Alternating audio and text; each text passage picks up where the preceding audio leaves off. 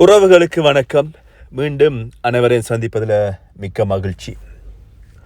தொடர்ச்சியாக எனக்கு ஆதரவு தந்து கொண்டிருக்கின்ற அத்தனை உறவுகளுக்கும் மனமார்ந்த நன்றி. என்னுடைய சேனலுக்கு புதிதாக வருபவர்கள் என்னுடைய சேனலை வந்து சப்ஸ்கிரைப் பண்ணி பெல் பட்டனை தட்டி கொண்டு தொடர்ச்சியாக என்னுடைய சேனலை பார்க்கலாம்.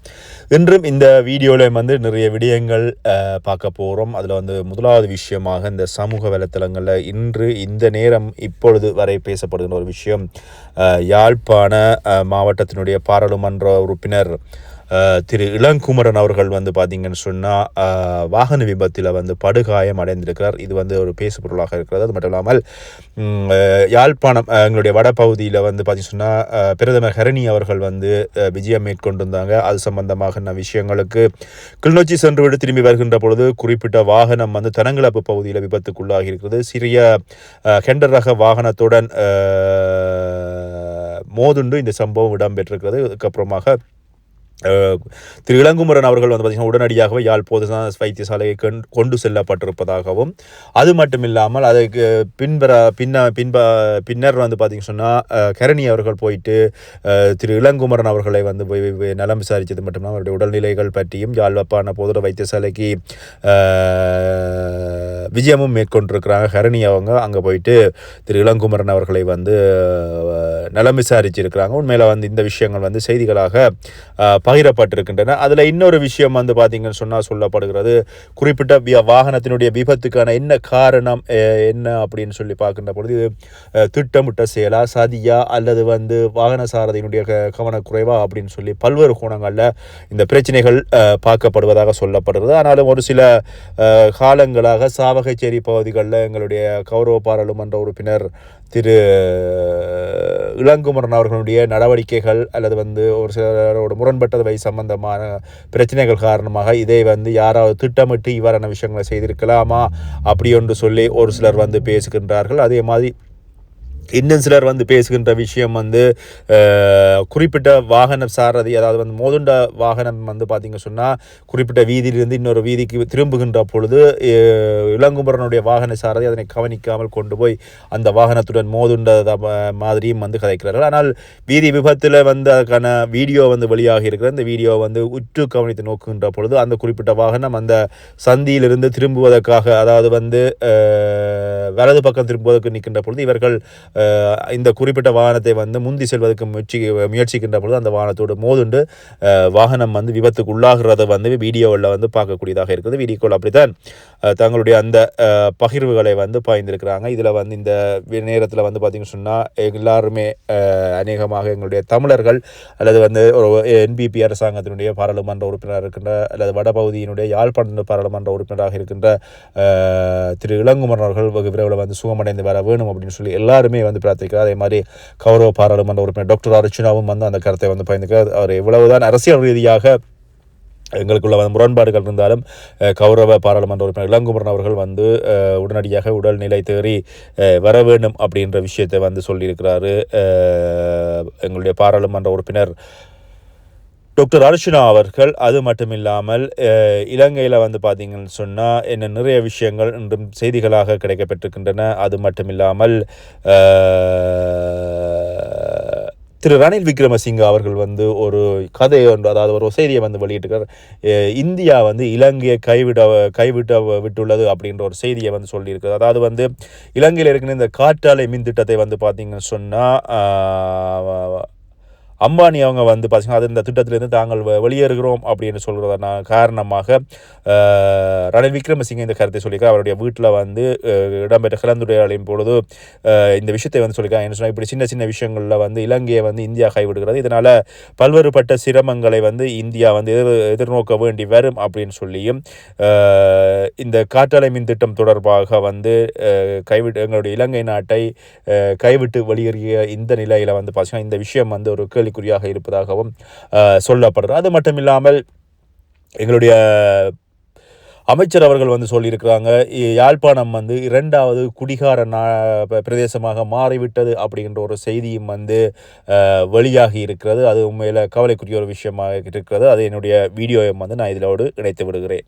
இந்த போதைப் பொருள் மதுப்பாவனையின் காரணமாக இன்றைக்கு உங்களுக்கு எல்லோருக்குமே தெரியும், யாழ் மாவட்டம் இன்னைக்கு நம்பர் 1 இருக்குது. உலகத்தில் 2வது குடிகார நாடு இலங்கை என்கின்ற நாடு. அந்த பெருமை இன்றைக்கு எங்கள்கிட்டத்தான் இருக்குது. 2வது ஸ்தானத்தை வேற யாராலும் தட்டி பறிக்க இயலாம இருக்குது. ஒரு காலத்தில் எடுத்துக்கொண்டா அந்த இலங்கை என்கின்ற 2வது குடிகார நாட்டுல கூடுதலான குடிகாரர்கள் எங்க இருந்தாங்கன்னு கேட்டா நுவரெலியா மாவட்டம். அது எங்களுக்கு சொந்தமானது, எங்களுடைய ஏரியா. ஆனா இன்றைக்கு அந்த எங்களுக்கிட்ட இருந்த அந்த 1வது ஸ்தானத்தை யாழ்ப்பாணம் தட்டி பறித்து விட்டது. அண்மையில நான் போயிட்டு மல்லாகத்துல எங்க எக்ஸஸ் டிபார்ட்மெண்ட் என் ஃப்ரெண்ட் இருக்கா, முன்ன இங்க இருந்து உங்களுக்கு தெரியும் 5 எக்ஸஸ் டிபார்ட்மெண்ட் இருக்கு. நான் கேட்டேன், மச்சான் மல்லாகம் பிரதேசத்துல எத்தனை போத சாராயம் விப்படாம் விப்பியும் கூட இதுல சொன்ன மச்சான் எங்கட ஏரியாவில் மாத்திரம் 60,000 போத்தல் மல்லாகத்துக்கு மாத்திரம் 60,000 போத்தல் விற்கப்படுது மச்சான். எங்க போயிருக்கும் நான் சொல்ல பாரு, மறுபக்கம் நம்ம தேடி பார்ப்போம். மறுபக்கம் இன்றைக்கு போதைப் பொருள் அதிகரிச்சிருக்கா இல்லையா? அது மட்டும் இல்லாமல் இன்னும் ஒரு விஷயம் வந்து பேசு பொருளாக இருக்கிறது. அதாவது இந்த வடபகுதியில் பார்த்தீங்கன்னா இந்த பாடசாலைகள் யாழ்ப்பாண இந்து கல்லூரிக்கு வந்து கருணி அவர்கள் வந்து விஜயம் செஞ்சு அங்கே வந்து பேசிய விஷயங்கள். ஆனால் இந்த தேர்தல் முடிஞ்சதுக்கு அப்புறமாக பாடசாலை நிகழ்வுகளில் வந்து அரசாங்கமோ அரசாங்கத்தினுடைய அமைச்சர்களோ செல்லக்கூடாது, ஒவ்வொரு நிகழ்வுகளையும் கலந்து கொள்ளக்கூடாது அப்படின்னு சொல்லி ஒரு விஷயம் பேசப்பட்டது. ஆனால் அதனை தொடர்ந்து அவர்களே, அதாவது இந்த விஷயத்தை வந்து நடைமுறைப்படுத்த வேண்டும் என சொல்லியவர்களே பாடசாலைகளில் வந்து விழாக்கோலங்கள் அல்ல விழா கூட்டங்களை வந்து நடத்துவது இப்போ வந்து ஒரு பார்த்தீங்க சொன்னால் ஒரு விமர்சனத்துக்கு உள்ளான ஒரு கருத்தாக கவனிக்கப்படுகிறது. அதேபோல் இந்த தையெட்டி விகாரை பிரச்சினை தொடர்ச்சியாக பல்வேறுபட்ட ஊடகங்களில் பேசப்படுகிறது. ஆனால் அரசாங்கத்தினுடைய நிலைமை பற்றி ஜனாதிபதி அவர்கள் வந்து அரசாங்கத்தினுடைய நிலைமை அல்லாத ஜனாதிபதியுடைய நிலைமை என்ன அப்படின்னு சொல்லி அமைச்சர் அவர்கள் வந்து அண்மையில் கருத்து தெரிவித்திருந்தார். இது சம்பந்தமாக இன்று வந்து எங்களுடைய கருணி அவர்களிடம் வந்து இது சம்பந்தமான முடிவுகள் இதுவரையும் கிடைக்கப்பட்டதா எந்த செய்திகளும் இல்லை. ஆனால் ஒரு ஊடகம் ஒன்றுக்கு வந்து பார்த்திங்க சொன்னால் ஒரு தேரர் அவர்களும் வந்து கருத்து தெரிவிக்கின்ற பொழுது எங்களுடைய நயினாதீவு பகுதியை சேர்ந்த தேரர் என்ன கருத்துக்களை சொன்னாரோ அதே கருத்துக்களோடு ஒத்துப்போகின்ற கருத்தை வந்து குறிப்பிட்ட தேரர் வந்து சொல்லியிருந்தார். அதாவது வந்து தையெட்டி விகாரை வந்து தமிழர்களுடைய காணிகளுக்குள் வந்து இராணுவத்தினரின் அடாப்பிடியினால் வந்து கட்டப்பட்ட விகாரை. ஆனால் இது வந்து திசை விகாரை இருக்க வேண்டிய இடத்தில் இது கட்டப்பட்டதில்லை. ஆனால் மக்கள் வந்து இதில் எதிர்த்து போராடுகின்ற பொழுது நிச்சயமாக இதற்கான தீர்வு கிடைக்கும் அல்லது கிடைக்கும் வரை போராட வேண்டும் அப்படின்ற விஷயத்தையும், இதற்காக தான் குரல் கொடுக்கின்ற பொழுது தன்னை வந்து சிங்கள மக்கள் எல்லாரும் எதிர்ப்பார்கள் அப்படின்ற விஷயத்தையும் வந்து குறிப்பிட்ட தேரர் அவர்கள் வந்து சொல்லியிருந்ததையும் வந்து காணக்கூடியதாக இருந்தது. அது மட்டும் இல்லாமல் நிறைய விடயங்கள் தமிழ் மக்களுக்கும் சிங்கள மக்களுக்கும் இடையே வந்து கருத்து வேறுபாடுகள், அது மட்டுமல்ல இந்த அரசியல்வாதிகள் தமிழர்களையும் சிங்களவர்களையும் பிரித்து வைத்திருப்பது அல்லது முரணான கருத்துக்களை வந்து அரசியல் லாபங்களுக்காக அவர்கள் பேசுகின்ற விஷயங்கள் பற்றியும் ஏற்கனவே இந்த நயினாதீவு விகாரை பீடாதிபதி என்ன சொன்னாரோ அதே போல தான் குறிப்பிட்ட இந்த விகாரையினுடைய அதாவது வந்து அந்த பீடாதிபதியும் வந்து கருத்து தெரிவித்திருந்தார். தையெட்டி விகாரை சம்பந்தமாக ஒரு ஊடகம் ஒன்றில் வந்து உண்மையில் தையெட்டி விகாரை வந்து கொடுக்கப்பட வேண்டும் என்பதில் வந்து மாற்று கருத்துக்கள் இல்லை. ஆனால் வந்து அதனை வந்து இடிப்பது அப்படின்ற பொழுது தான் அதுக்கு வந்து சரியான வகையில் நான் அதனை ஏற்றுக்கொள்ள மாட்டேன் அப்படின்னு சொல்லி எல்லா விகாரையினுடைய பீடாதிபதிகளும் ஒரே விதமான கருத்துக்களை தான் சொல்கிறார்கள். உண்மையில் இது கவலைக்குரிய ஒரு விஷயமா இருக்குது. என்றால் இந்த விகாரையினுடைய பிரச்சனை பெரிய பிரச்சனையாக இருக்குது. ஆனால் மக்கள் வந்து இப்போ டாக்டர் அர்ச்சுனா அவர்கள் சொன்ன தீர்வுக்கு வந்து சரியான வகையில் வந்திருக்கிறார்கள் போல கருத்துக்கள் வழியாக இருக்கிறேன். என்னென்னு சொன்னால் குறிப்பிட்ட விகாரை இருக்கிற காணியை விடுத்து மிகுதி காணியை வந்து திரட்டும், அதுக்கப்புறமாக நாங்கள் விகாரை காணியை வந்து என்ன செய்யலாம் அப்படின்னு சொல்லி யோசிக்கலாம் அப்படின்னு சொல்லப்படுகிறது.